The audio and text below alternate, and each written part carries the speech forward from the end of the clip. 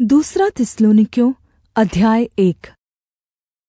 पौलुस और सिलवानुस और तीमुथियुस की ओर से थिस्सलुनीकियों की कलीसिया के नाम, जो हमारे पिता परमेश्वर और प्रभु यीशु मसीह में है। हमारे पिता परमेश्वर और प्रभु यीशु मसीह में तुम्हें अनुग्रह और शान्ति मिलती रहे।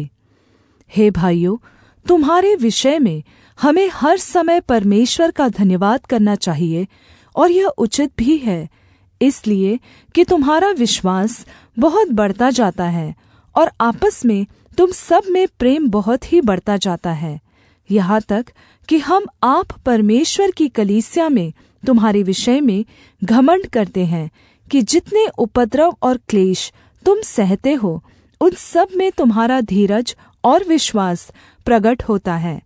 यह परमेश्वर के सच्चे न्याय का स्पष्ट प्रमाण है कि तुम परमेश्वर के राज्य के योग्य ठहरो, जिसके लिए तुम दुःख भी उठाते हो, क्योंकि परमेश्वर के निकट यह न्याय है कि जो तुम्हें क्लेश देते हैं उन्हें बदले में क्लेश दे, और तुम जो क्लेश पाते हो हमारे साथ चैन दे। उस समय जबकि प्रभु यीशु अपने सामर्थी स्वर्गदूतों के साथ धधकती हुई आग में स्वर्ग से प्रगट होगा, और जो परमेश्वर को नहीं पहचानते और हमारे प्रभु यीशु के सुसमाचार को नहीं मानते, उनसे पलटा लेगा। वे प्रभु के सामने से और उसकी शक्ति के तेज से दूर होकर अनन्त विनाश का दंड पाएंगे।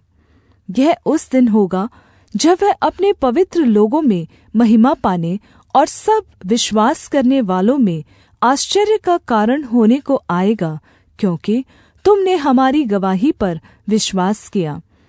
इसलिए हम सदा तुम्हारे निमित्त प्रार्थना भी करते हैं कि हमारा परमेश्वर तुम्हें इस बुलाहट के योग्य समझे और भलाई की हर एक इच्छा और विश्वास के हर एक काम को सामर्थ्य सहित पूरा करे, कि हमारे परमेश्वर और प्रभु यीशु मसीह के अनुग्रह के अनुसार हमारे प्रभु यीशु का नाम तुम में महिमा पाए और तुम उसमें।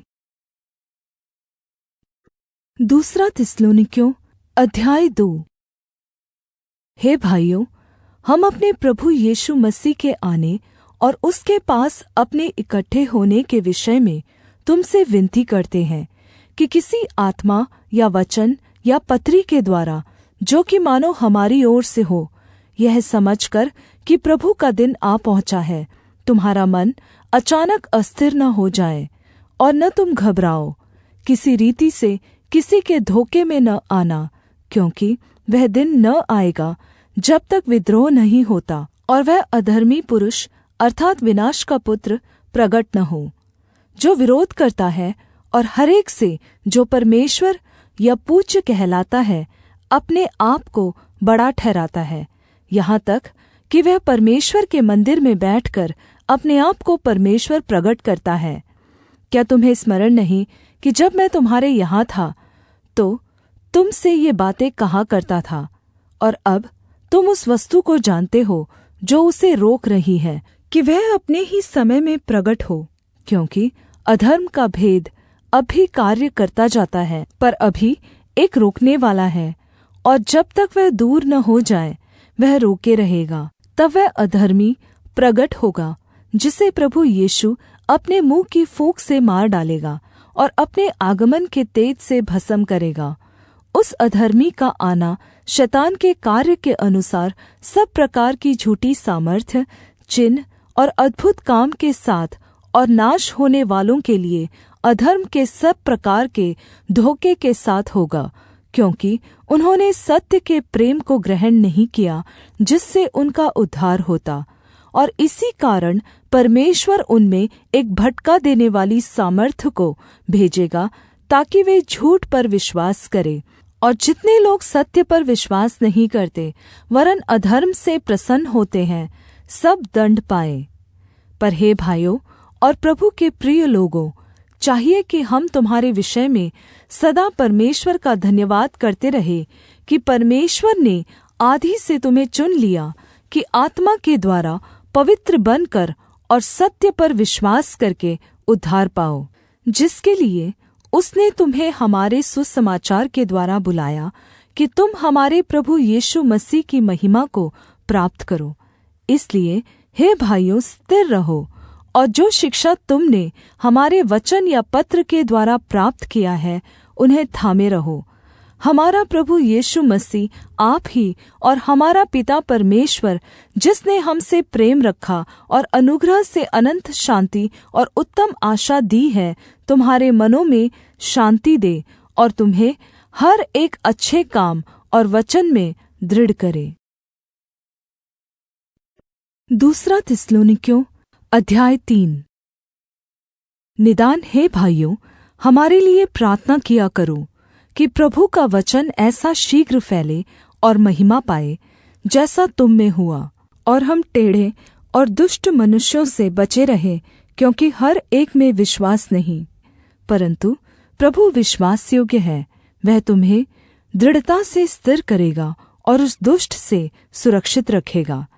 और हमें प्रभु में तुम्हारे ऊपर भरोसा है कि जो आज्ञा हम तुम्हें देते हैं, उन्हें तुम मानते हो और मानते भी रहोगे।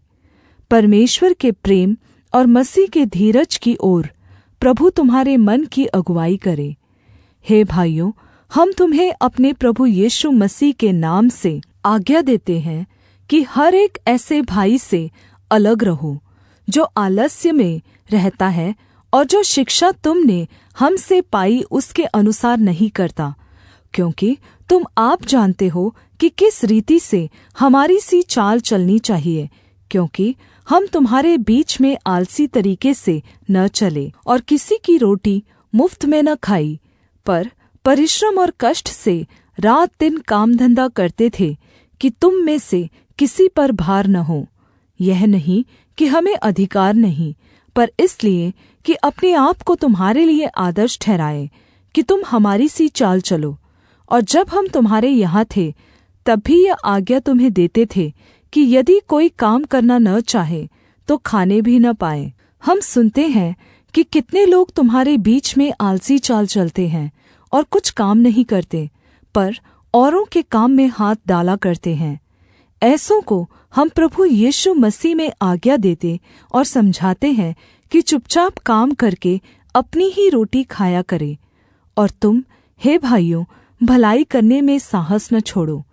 यदि कोई हमारी इस पत्री की बात को न माने, तो उस पर दृष्टि रखो और उसकी संगति न करो, जिससे वह लज्जित हो। तो भी उसे बैरी मत समझो, पर भाई जानकर चिताओ। अब प्रभु, जो शान्ति का सोता है, आप ही तुम्हें सदा और हर प्रकार से शान्ति दे। प्रभु तुम सबके साथ रहे। मैं पौलुस अपने हाथ से नमस्कार लिखता हूँ। हर पत्री में मेरा यही चिन्ह है। मैं इसी प्रकार से लिखता हूँ। हमारे प्रभु यीशु मसीह का अनुग्रह तुम सब पर होता रहे।